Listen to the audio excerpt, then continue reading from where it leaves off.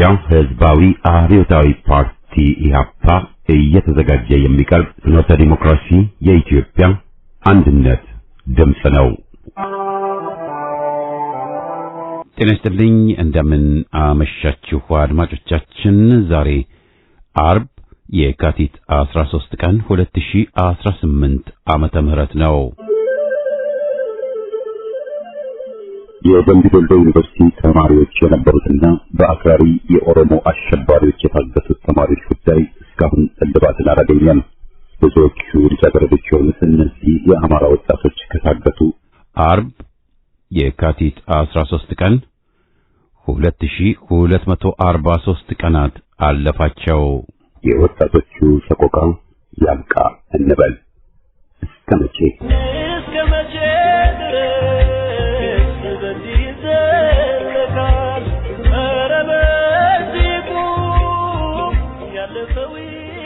በየሳምንቱ አርብ ከአድማጮች የደረሱንን መልእክቶች የምናስተናግድበት የደብዳቤዎች አምድ ፕሮግራማችንን አቅርበን የዛሬ ዝግጅታችን ፍጻሜ ይሆናል። በቅድሚያ ዜና። በአገዛዙ መዋቅር የተያዘ የዘር ማጥፋት ዘመቻና የአማራ ሕዝብ ራስን የማዳን የህልውና ትግል ተጠናክሮ ቀጥለዋል። ባለፉት 7 ዓመታት በኢትዮጵያ ውስጥ በአማራ ተወላጆች ላይ የተፈጸሙ ግፎች የታሪክ ጠባሳ ሆነው የሚቀጥሉ ነዋል። ይህ ሂደት ከንግግር ተነስተው ወደ ስልታዊ ጭፍጨፋና መፈናቀል የተሸጋገሩ ድርጊቶች ድምር ውጤት ነው።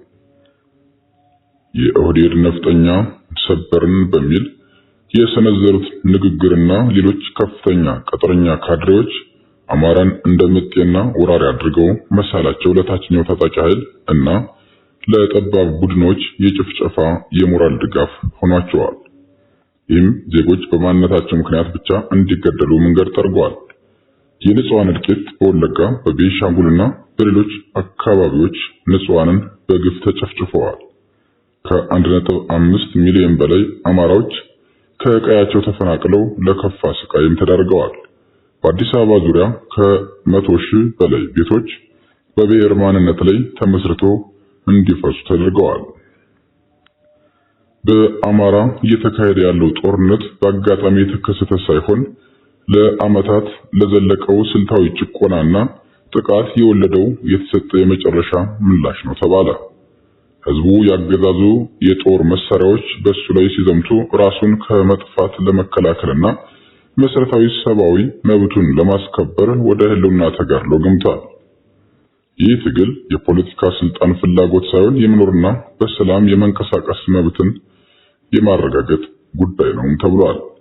ለእነዚህ ሁሉ ዘግናኝ የሰብአዊ መብት ጥሰቶች፣ ለንጹሃን ደም መፍሰስና ለሚሊዮኖች መፈናቀል አገዛዙና ግብረ አበሮቹ በፍርድ አደባባይ የሚቆሙበት ቀን ሩቅ አይሆንም ነው የተባለው። የአማራ ፋኖ በወሎ ሳንቃ ከተማ ዙሪያ በርካታ የጠላት ሰራዊትን በመደምሰስ ታላቅ ድል ተጎናጸፉ። ወልዲያ ከተማ ዙሪያ ከገዶበር እስከ ሳንቃ መግቢያ ወጥቶ አመራር ለማሳለፍ ያሰበን በርካታ የፋሽስቱ ብልጽግና ቅጥረኛ ኃይል ሙሉ ለሙሉ ማጥቃት ተደርጎባቸዋል። ልዩ ስሙ ዘንዶ ጅራት የተባለ ቦታ ላይ በርካታ ኃይሉን በመደምሰስ ታላቅ ጀብድ ፈጽመው ታላቅ ድል አግኝተዋል። በተጋድሎ የፋኖችን ክንድ መቆቆም ያቃተው ጠላት በርካታ ቁጥር ያለው ሙትና ቁስለኛውን ሳያነሳ ቦታውን አስረክቦ ወደ ወልዲያ ከተማ ለመሸሽ ተገዷል።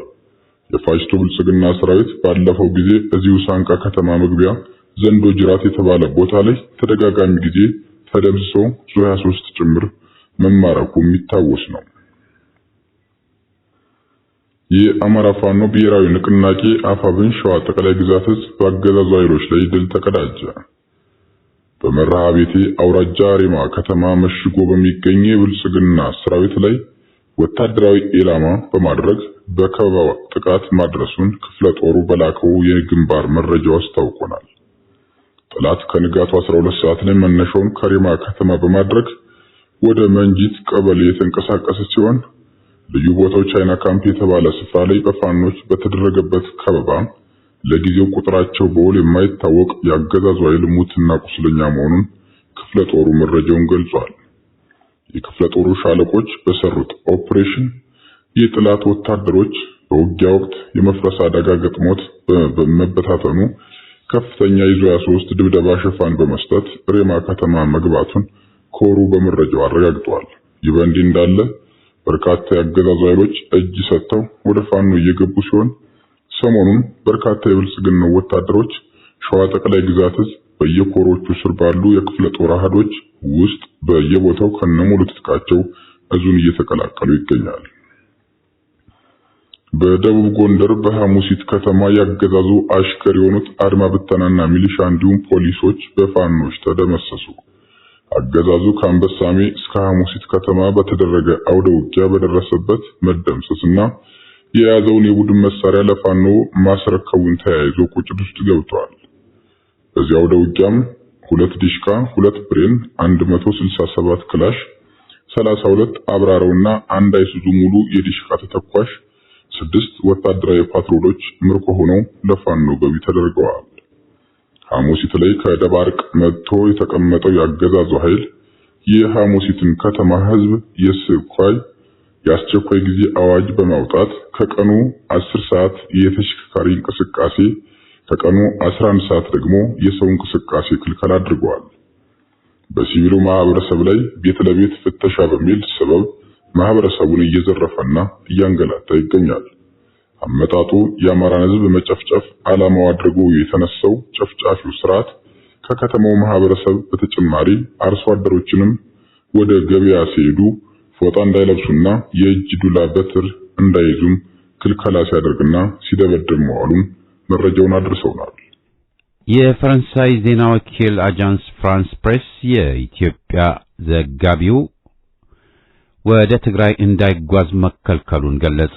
ጋዜጠኛው ሐሙስ የካቲት 12 ቀን ወደ ሽሬ እንዳይጓዝ የተከለከለው ከውጭ ጉዳይ ሚኒስቴር ፈቃድ የለውም በሚል ምክንያት መሆኑን የዜና ምንጩ ጠቅሷል።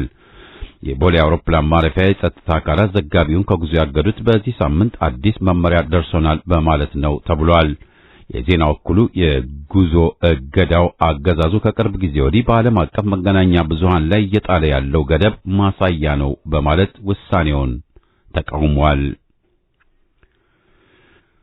አጼ ቴዎድሮስ ዕዝ 109ኛ ኮር ፋኖች በመሃል ፍኖተ ሰላም ከተማ ባካሄዱት ኦፕሬሽን ያገዛዙን ገዳዮች መንገድ ሲመሩና የብልጽግና አገዛዝን ይቃወማሉ በሚል ንጹሃንን እየጠቆሙ ሲያስገድሉ የነበሩ 2 የሚሊሻ አባላትን በቁጥጥር ስር አውለዋል። የተያዙት ሚሊሻዎች በተጨማሪም ለአቅመ አዳም ያልደረሱ አዳጊዎችን እያፈኑ ወደ ውትድርና ማሰልጠኛ ሲልኩ የነበሩና በአርሶ አደሩ ላይ የሚጣለውን ያልተመጣጠነ የግብር መጠን ተፈጻሚ እንዲሆን ሲሰሩ የነበሩ ናቸው ተብሏል።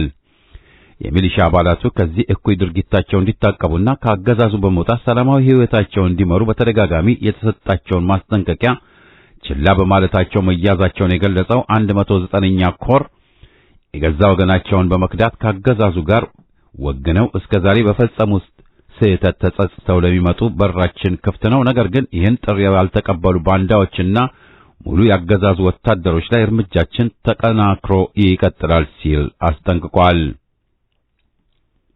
የአገዛዙ ብልጽግና ፓርቲ ማዕከላዊ ኮሚቴ ከሐሙስ የካቲት 12 ቀን ጀምሮ ስብሰባ እንደተቀመጠ ታወቀ።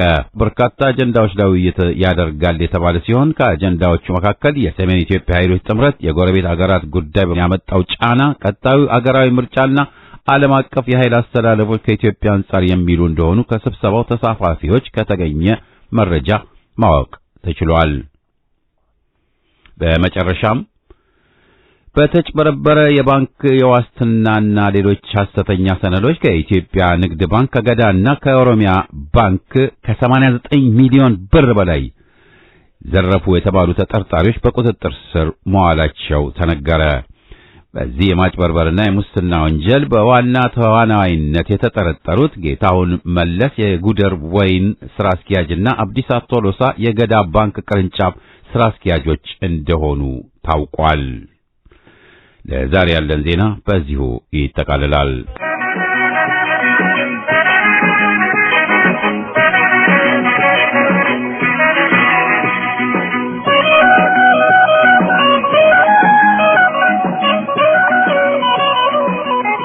ደብዳቤዎች አምድ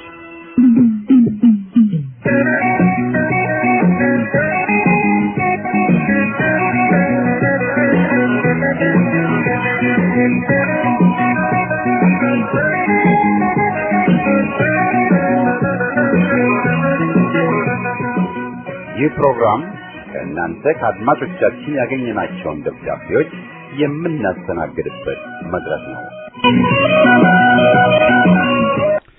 ለፍኖተ ዲሞክራሲ የኢሃፓ ሬዲዮ አዘጋጆችና አድማጮች የከበረ ሰላምታዬ ይድረስ።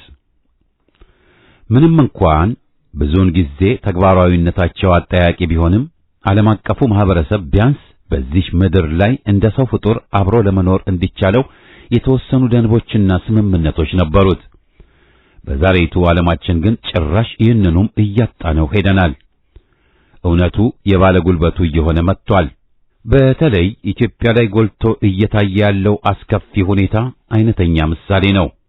ደከም ያለውን ኃያሉ ሰለባ ያደረገበት፣ ሉዓላዊ መብቱን የሚገፍበት፣ የሚያስርብ የሚያንገላታበት፣ የሚያፈናቅልበት፣ በሐሰት ትርክት ቅራኔ የሚያራግብበት፣ የእርስ በርስ ግጭትና ጦርነት የሚቀፈቅፍበት፣ ታሪካዊ ቅርስ ብሔራዊ ቋንቋና ፊደሎች ወግና ባህሉ ላይ ወረራ የሚያካሂድበት፣ የእርሻ መሬቱ የሚመረዝበት፣ የእህል ዘሮቹ የተወረሱበት አሳዛኝ የታሪክ አጋጣሚ ላይ እንገኛለን።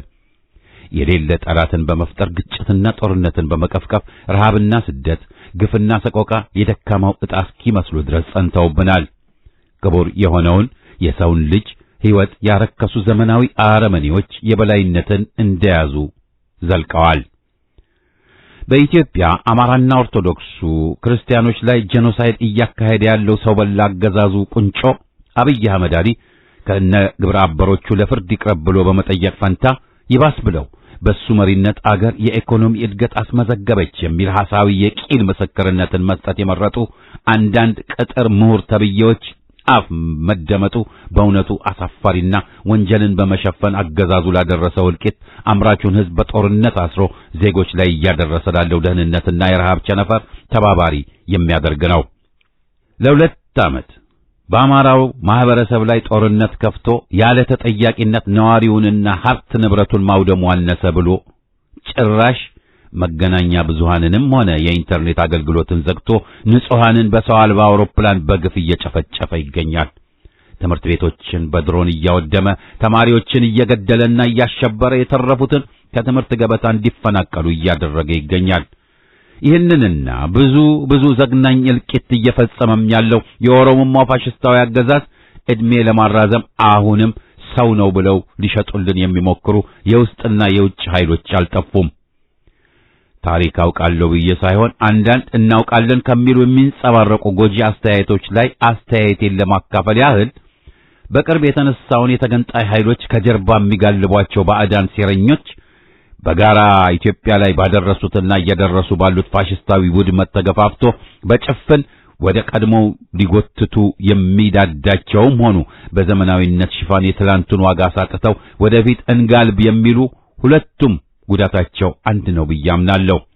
ምንም እንኳ ከዛሬዎቹ ጸረ ኢትዮጵያ ጠባብ ብሔረተኞች አስተሳሰብ ዘይቤ ሆነ ፍልስፍና ጋር ፍጹም ሊምታቱ ባይገባውም ምንም እንኳ በየአካባቢያቸው ንጉሥ ሆነው በርስ በርስ ግብግብ ኢትዮጵያን ከአንድ ምዕት ዓመት ላላነሰ ጊዜ ወደፊት እንዳትራመድ መሰናክል የነበሩ ቢሆንም በኢትዮጵያና ኢትዮጵያዊነት ላይ በወራሪ ጠላት ላይ የነበራቸው አንድነት የማያጠያይቅ ነበር።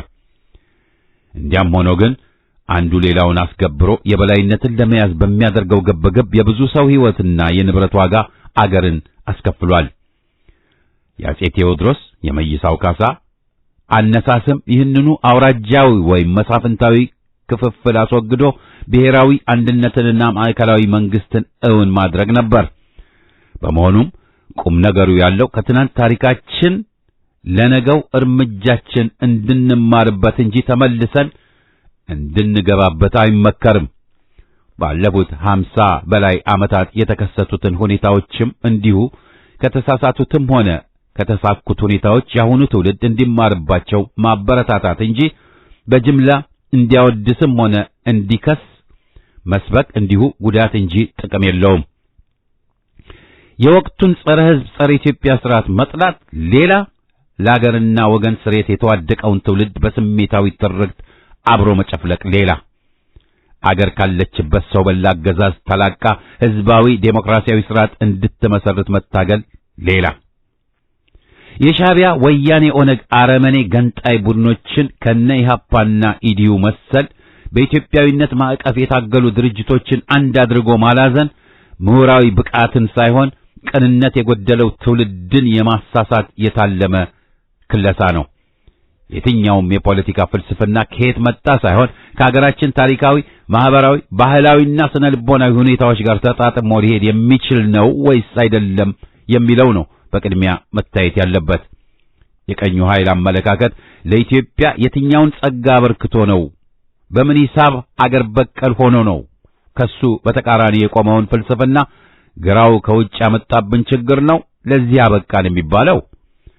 መሰረታዊ የሆነው ጥያቄ ዜጎች እምነታቸው ተከብረው የሚኖሩበት፣ ድርጅቶች ሆኑ ግለሰቦች ይዘው የተነሱትን ብሔራዊ መርሆ በነጻነት ተንቀሳቅሰው ለሕዝብ የሚያስተዋውቁበት፣ በአንጻሩም ሕዝብን በዘር፣ በሃይማኖት፣ በጾታና በቆዳ ቀለም ሳይለይ ሁሉንም ኢትዮጵያዊ አቅፎ የተነሳና ከፋፋይ እስካልሆነ ድረስ ጉዳዩ ያለው ዜጎች የመሰብሰብ፣ የመደራጀት፣ ሰላማዊ ሰልፍ የማድረግ፣ የሚያምኑበትንና የፈለጉትን የመምረጥ ሙሉ ነጻነታቸው መከበሩ ላይና የስልጣን ምንጭ መሆናቸው እንጂ ለምን ሶሻሊዝም፣ ሶሻል ዴሞክራሲ፣ ሊበራል ዴሞክራሲ ወዘተ ከየት መጣ የሚለው አይደለም ጉዳይ መሆን ያለበት። በመሆኑም የዛሬውን ብሶት እንደ መወንጨፊያ በመጠቀም በስሜት ፈረስ በጭፍን ወደ ኋላ የሚጋልቡትም ሆነ ያለፈውን እንርሳ በሚል በውር ድንብር ወደፊት ሊያስኬዱን የሚዳዱትንም እየተስተዋለን እንላቸው ይገባል። የኦሮሞማው አገዛዝ የስልጣን ዕድሜውን ያራዝመለት መስሎት የቀይ ባህር ዘመቻ በሚል የጦርነት ያለ በሚል ፋሽስታዊ ዓላማ ዜጎችን እያፈነ ወደ ካምፕ ማስገባቱን ተያይዞታል። የሞኝ ለቅሶ ሆነና ሶማሊያ ሉዓላዊነቴ ተደፈረ ብላ ጦር ታነሳለች በሚል ቅዠት ከሶማሊላንድ የጎንየሽ ግንኙነት ሞክሮ እሱ በጠበቀው ቀለበት ውስጥ አልገቡለትም። አሁን ደግሞ ሻዕቢያን በመተንኮስ ጦርነት ከተጀመረ የውስጥ ጠላቱን የፋኖ ኃይል ይከፋፍላል ወይም ያዳክማል ከሚልና ብሎም የኤሚሬት ጌቶችን የቀይ ባህርን የመቆጣጠር ዓላማ ለማሳካት ተብሎ የታለመ ይመስላል። እንኳንስ ዘንቦብሽ እንዲያውም ጤዛነሽ እንዲሉ ከኋላ ተገፍቶ ይቅርና ሁከትና ጦርነት የስልጣኑ ዋስትና ያደረገው ሰው በላ ኮሎኔል በደም ማፋሰስ የሰከረ መሆኑ ዓለም ያወቀው ነው። ሸሪክ ተመን ሞገስ ባንቲርጉ ነኝ ከባህር ማዶ።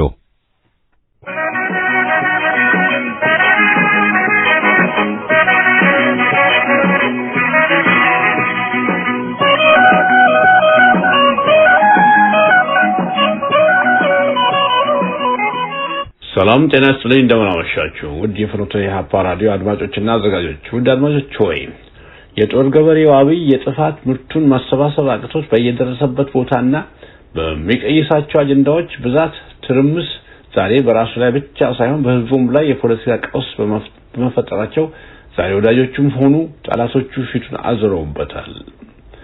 በስልጣን ላይ መቆየት ህልምና ቅዠት ወደ ከንቱነት ተለወጡና በኦሮሞ ስም መግዛት እድልም ተስፋ ቢስ እየሆነ ሄደዋል።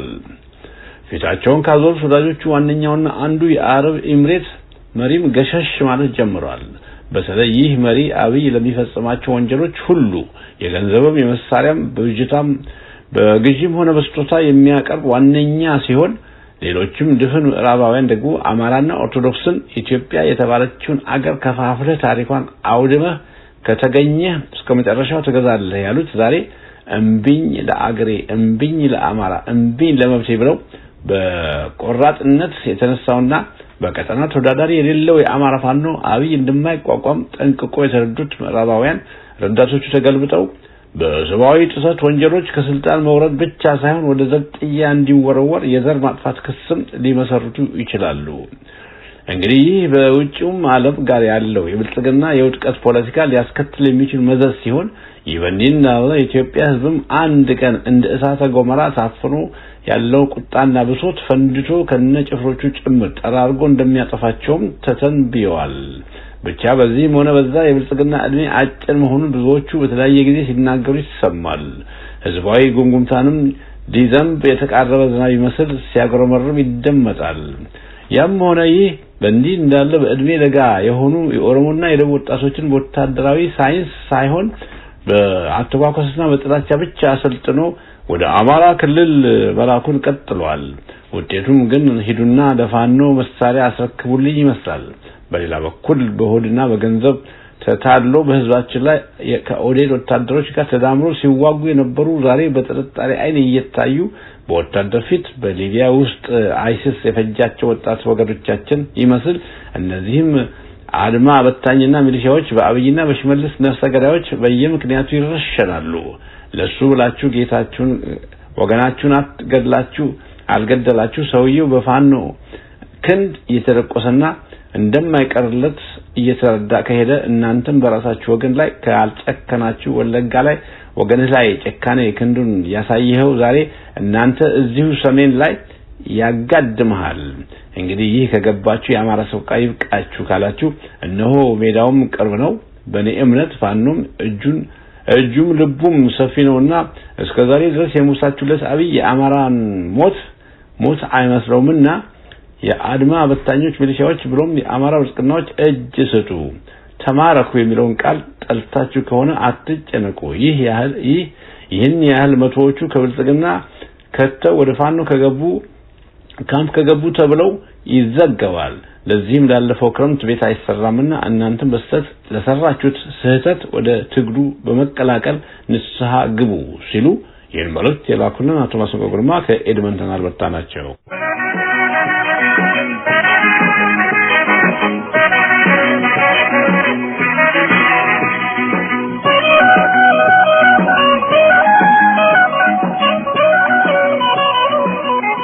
የከበረ ሰላምታዬ ለደብዳቤዎች አምድ አዘጋጆችና ለዘወትር አድማጮች በመላው ይድረስልኝ። በጦርነቱ ገፋት ቀማሽና ሁሉን ዋጋ ከፋይ ህዝብ ነው። አምባገነንነት በነገሰበት ሀገር ጦርነት አይቀሬ ክስተት ነው። ታሪክ ራሱን ይደግማል ነውና ጦርነቱ ይፈጸማል።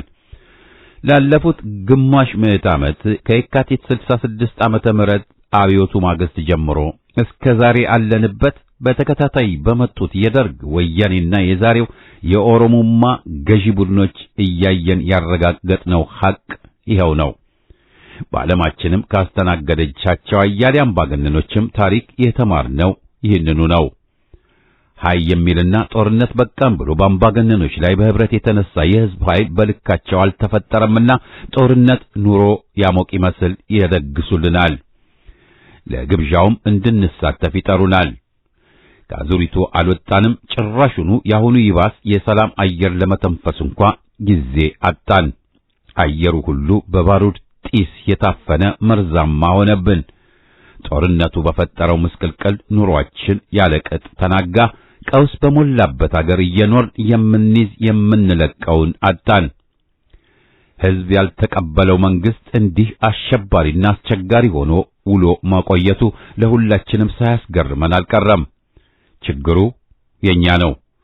እየተፈጀንም እየተጎሳቆልንም ከማልቀስና ከማማረር ባሻገር የተባበረ ክንዳችንን በልካችን በሚገባው ቋንቋ አላሳየናቸውም። ተደራጅተን በህብረት ብንነሳ አምባገነኖች በታሪክ ህዝብን አሸንፈው አያውቁም ነበር። ወይ በእጃቸው ወድቀው ቀላል የሞት ጽዋን ይጎናጯታል።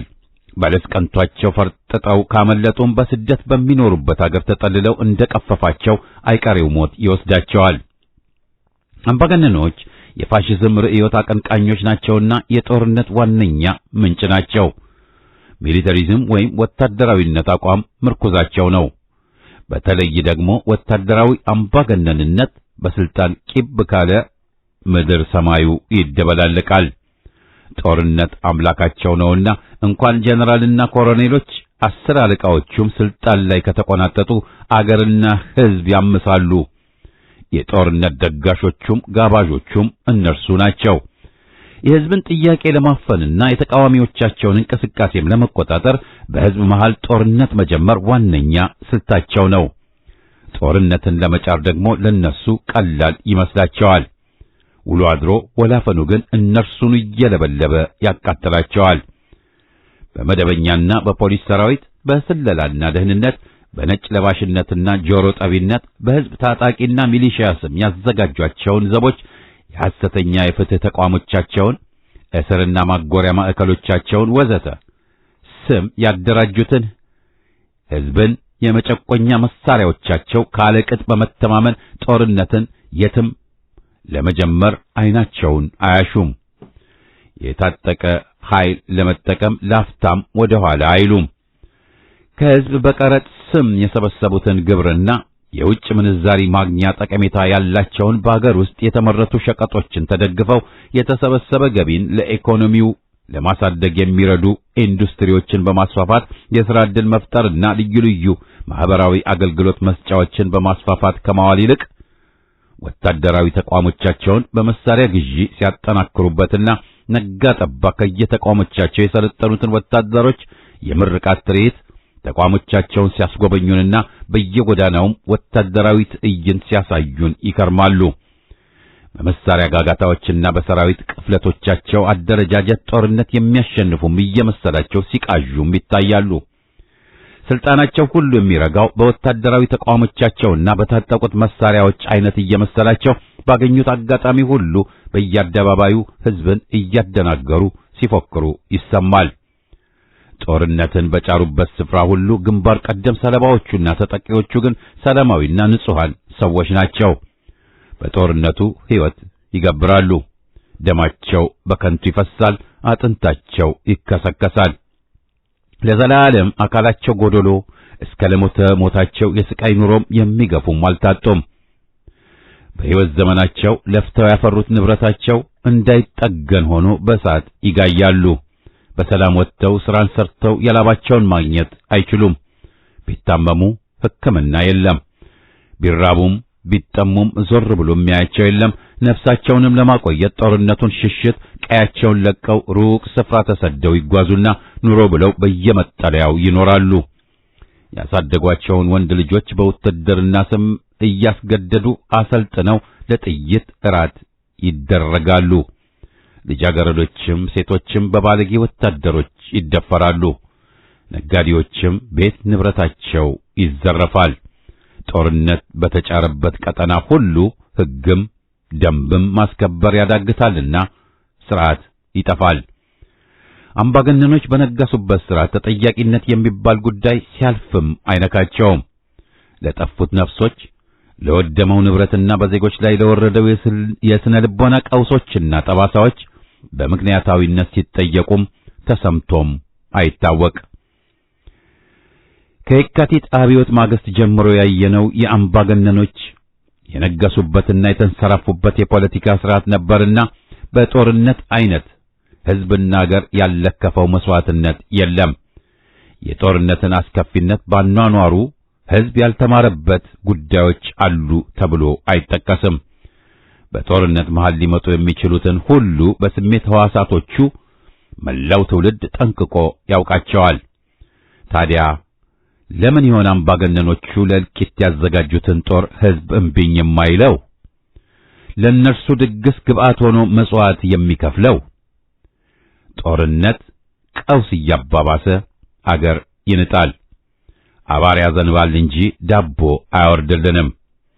የጦርነቱ ገፈት ቀዳሚ ቀማሽና ዋጋ በመክፈል ተጎጂው ሕዝብ እንጂ ጦርነት ጠማቂዎቹ እስኪፍረከረኩ ድረስ ምን ይነካቸዋል? ሰለሞን ታምሮ አየለ ነኝ ካለሁበት።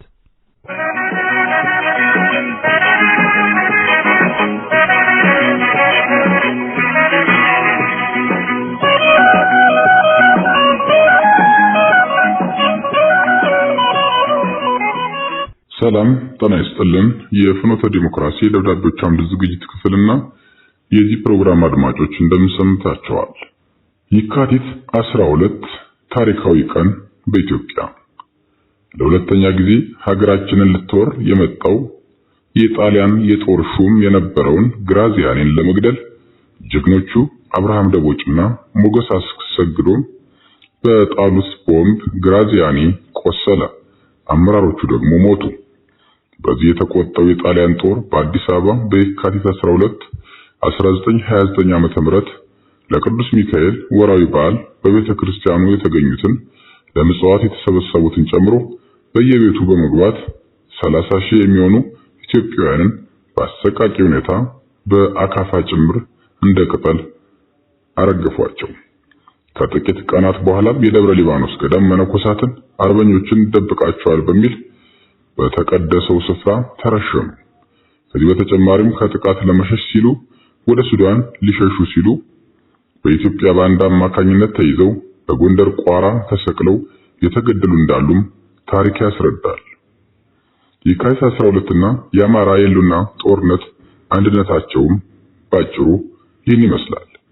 የካቲት 12 እና አሁን ያለው የአማራ የህልውና ትግል በይዘትና በታሪካዊ አንድነት የሚገናኙባቸው ነጥቦች የታለመው ግብ አንድነት፣ ፋሺስት ጣሊያን ኢትዮጵያን እንደ ሀገር ለማጥፋትና ህዝቡን በባርነት ለመግዛት ንጹሃንን ጨፍጭፏል። የህዝቡ ምላሽ ግን መኖር ካልቻለን መሞት በሚል የህልውና ትግል ነበር። የአማራ የህልውና ጦርነት በአሁኑ ወቅት የአማራ ህዝብ ላይ የሚፈጸሙ ብልጽግና መር የዘር ተኮር ጥቃቶች፣ መፈናቀሎችና ግድያዎች ህዝቡን ካልህልውና መኖር አልችልም ወደሚል ተመሳሳይ የመከላከል ትግል ውስጥ አስገብተውታል። በ1929 የግራዚያኒ ትዕዛዝ የአዲስ አበባ መንገዶች በደም ጨቅይተዋል፣ ቤቶች ተቃጥለዋል። የታለመውም ማንኛውም ኢትዮጵያዊ በማጥፋት ህዝቡን በፍርሃት ለማንበርከክ ነበር። በአሁኑ ትግል በተለያዩ አካባቢዎች ንጹሃን አማራዎች በማንነታቸው ምክንያት የሚደርስባቸው ጭፍጨፋ ከየካቲት 12 ግፍ ጋር የሚመሳሰል የጅምላ ፍጅት ገጽታ ነው። የመቋቋም መንፈስ የካቲት 12 የጅምላ ጭፍጨፋ ኢትዮጵያውያንን አላስፈራም። ይልቁንም የጥቁር አንበሳና የሀገር ፍቅር ስሜትን አቀጣጥሎ የነጻነት ትግሉን አፋጠነ እንጂ። የአማራ የህልውና ጦርነት የአሁኑም ትግል የተወለደው ከከፍተኛ ግፍና መገፋት ነው። ግፉ ህዝቡን አንድ በማድረግ ለነጻነቱና ለክብሩ እንዲቆም አድርጎታል። የፋሺዝም ባህሪ በሁሉም የታሪክ አጋጣሚዎች ላይ የሚታየው የጥቃት ባህሪ ፋሺስታዊ ነው። ብልጽግና ፋሺስቱ ጥቁሩ ግራዚያኒ ቢባል ከዛም በላይ ሊገለጽ አይችልም። በዜጎች ላይ የሚፈጸመው ግፍ ዓላማው ህዝብን በማስጨነቅ ንብረት በማውደም እና ሰብአዊነትን በማዋረድ የበላይነትን ለመጫን መሞከር ነው። በአጠቃላይ የካቲት 12 የውጭ ወራሪ በፈጠረው ግፍ የነጻነት ችቦ የነደደበት ቀን ሲሆን የአሁኑ የአማራ የህልውና ጦርነት ደግሞ በውስጥና በውጭ ኃይሎች የሚፈጸም ብልጽግና መር የታቀደ ጥቃት ለመቀልበስ የሚደረግ የህልውና ትግል በመሆኑ በመስዋዕትነቱና በዓላማው ይመሳሰላል። እነዚህ ሰማዕታት ለማሰብ ከላይ የሚታየው የሰማዕታት ሐውልት በ6 ኪሎ እንዲሰራም ተደርጓል። ዛሬም ዳግማዊ የነጻነት ቀን እንደሚታወጅ ግልጽ ነው። ጥቁሩ ግራዚያኒ አብይ አህመድ ኮሎኔሉ አገርን ሙሉ በሙሉ ለማጥፋት እኔ ብቻ ልግዛ የሚል ጠባብነት፣ ተገንጣይነትና ጽንፈኝነትን አነግቦ ከመጣ ጊዜ ጀምሮ የኢትዮጵያ መሬት በደም ጨቂቷል። ህዝቡ በየመንገዱ ወድቆ የሚቀብረው አጥቶ አሞራ ይበለው በዱር በገደሉ ላውሬ የተሰጠውም ብዙ ነው። ከግራዚያኒ ይልቅ ያውኑ ግራዚያኒ ይከፋል ይላሉ ታላላቅ አባቶች። መልእክቱን ያደረሰን ለሁሉም የፍኖተ ዲሞክራሲ ደብዳቤዎች አምድ አድማጮች ይድረስልኝ ሲል ታሪኩ ተሰማ ነው ብሏል።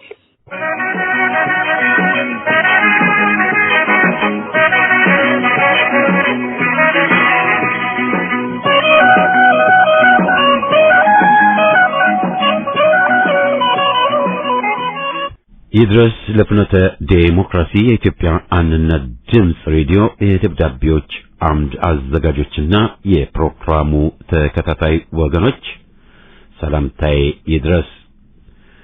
ትናንት መለስ ዜናዊ በኢትዮጵያና አማራ ጠል በመሆኑ ተማምኖበት የስለላ መዋቅሩ ሁለተኛ ሰው ያደረገው የአሁኑ የኦሮሞማ ቁንጮ ድህነትን የሚጸየፈው የበሻሻው አብይ አህመድ አሊ ለመንግስተ ሰማያት መግቢያ ሚዛኑ ብልጽግና ነው፣ ስለ ድህነት አታንሱብኝ በሚባልባት ኢትዮጵያ 12 ሚሊዮኑ ዜጎቿ ለሞት አደጋ በሚያደርስ የረሃብ አደጋ ተጋልጠዋል። ፋሽስቱ ኮሎኔል የሚያካሂደው የዘር ማጥፋትና ሀገር የማፍረሱ ከመጋረጃ ጀርባ ያለ የሚመስለው ለሱ ብቻ ነው። በሕዝብ ፊት መጋረጃው ተገፎ መለመላውን መቅረቱን የማይረዳና ራሱንም ማየት የማይችል ኢዲ አሚንን ድንክ የሚያደርግ እብሪተኛና ዘረኛ አምባገነን ነው። የዘር ማጥፋት ወንጀሉ ለዓለም ተዳርሷል። ጨለማን ተገን አድርጎ የሚሰራው ወንጀልም ባውዛ በርቶበታል። የሰሞኑ ከወያኔው ሰው በላ ከቴዎድሮስ አድሃኖም ጋር የታየው መተቃቀፍም ይህንኑ ጨለማ ተገን አድርጎ የሚፈጸመውን የአሜሪካን የዘር ፍጅት ስለሚጋሩ ነው። ጊዜ አሸናፊ ነው። ማናችንም ብንሆን ጊዜያችን ሲደርስ እናልፋለን። ሕይወትን ክቡር የሚያደርገው ለማህበራዊ ፍትህ ታግለን ለትውልድ በምናሳልፈው አርአያነት ነው። ይህ ሳይሆን ቀርቶ ህሊና በዕድሜ አይታደል ሆነና በአዛውንት ዕድሜያቸው የፖለቲካ ኩታራነት የሚያጠቃቸው ምሁር ተብዬዎች በየመገናኛ ብዙሃኑ ሲሰጡ የሚሰማው ሐሳዊ ምስክርነት ግን ትውልድ የሚማርበት ሳይሆን የሚያዝንበት ይሆናል። እይታቸው ከመርፌ የተንሸዋረረ ምሁር ተብዬዎች ከብሔር ጽንፈኞች የሚለዩበት ያንዱ ጥበት በጎጥ የሌላኛው ለአስተሳሰብ ይሁን እንጂ ሁለቱም ያው በጥበታቸው የአገር ጠንቅ እንደሆኑ የዘለቁ ናቸው። አድርባዩና አስተሳሰብ ጠባቡ አሁን ኢትዮጵያ ላለችበት ሁኔታ ወያኔንና የሱኑ አገር ሕግ አራዊት ያስቀጠለውን ኮሎኔል ስርዓቱን ተጠያቂ ከማድረግ ይልቅ ልክ ጠባብ ብሔረተኛው አጼ ምኒልክና አማራውን እንደሚከሰው አድርባዩም ያን የስልሳዎቹን በኢህአፓ ዙሪያ ተሰባስቦ ለአገርና ለወገን ስርየት የታገለውን ትውልድ ሲከስና ታሪኩን ለማጠልሸት የውሸት ጣቃ በመቅደድ ይታወቃል። ሌላው አንድ የሚያደርጋቸው ጉዳይ ደግሞ ብዙዎቹ ለአገሪቱ ጠላት ያደሩ በመሆናቸው ነው። ከበስተ ምዕራቡ ሲያካፋ 4 ኪሎና መቀሌ ሆነው ጃንጥላ የሚዘረጉ አጎብዳጆች ያን የአባቶቹን ጀግንነት ወርሶ ዜጎች በባዕድም ሆነ በተወላጅ ፋሽስት ተረግጠው መገዛት የለባቸውም፣ አገር በብዙሃኑ ይሁንታ መገዛት አለባት ብሎ እስካንገቱ የታጠቀውን ጁንታ የታገለውን ትውልድ በማጥላላት ለገዢዎች ኩርማን መለመኛ ሲያደርጉት መስማት እውነት አገርም እንደ ሰው አረጀች ካልተባለ በስተቀር እንዴት በዚህ ልክ ጊዜ የማያስተምራቸው ሕሊና ቢሶች ፈጠረች ያሰኛል።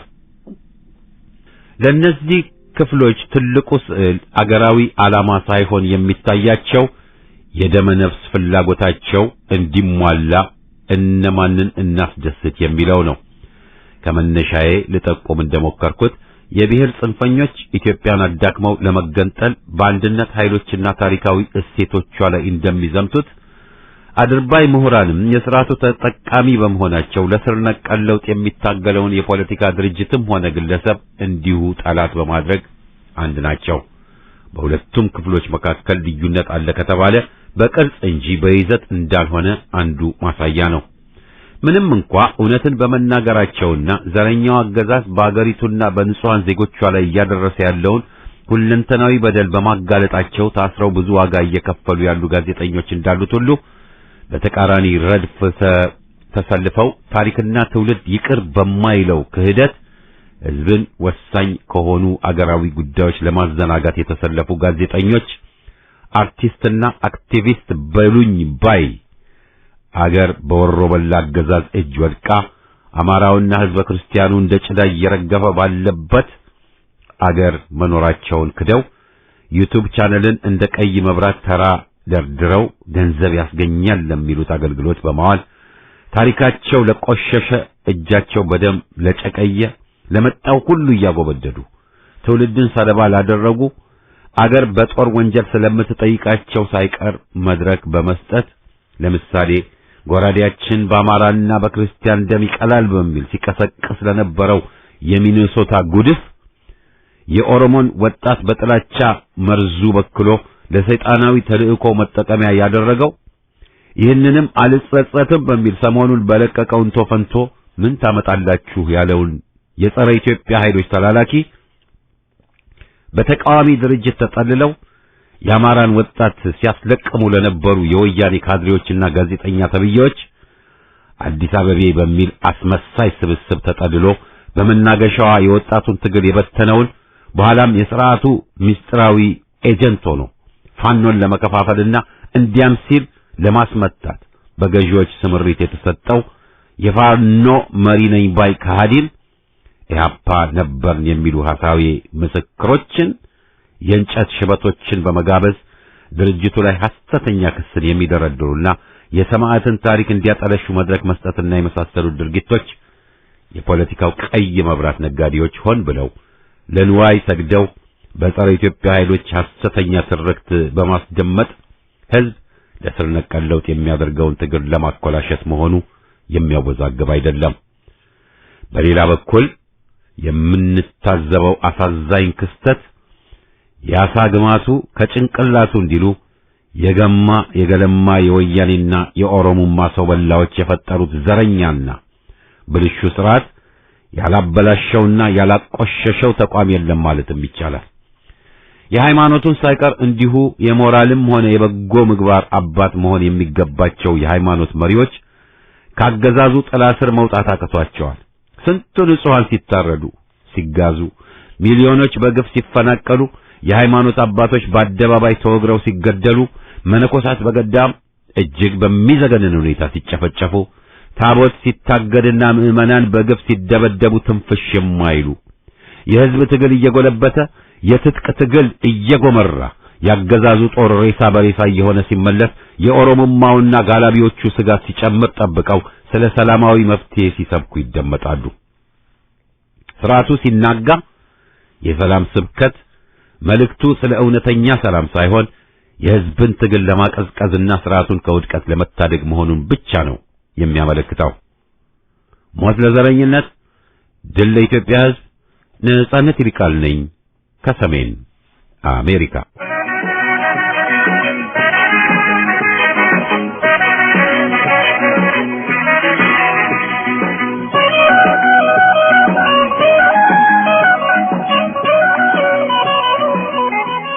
አድማጮቻችን የደብዳቤዎች አምድ ፕሮግራማችን በዚሁ ይጠቃልላል። ሳምንት አርብ እስከምንገናኝ ደህና ቆዩን።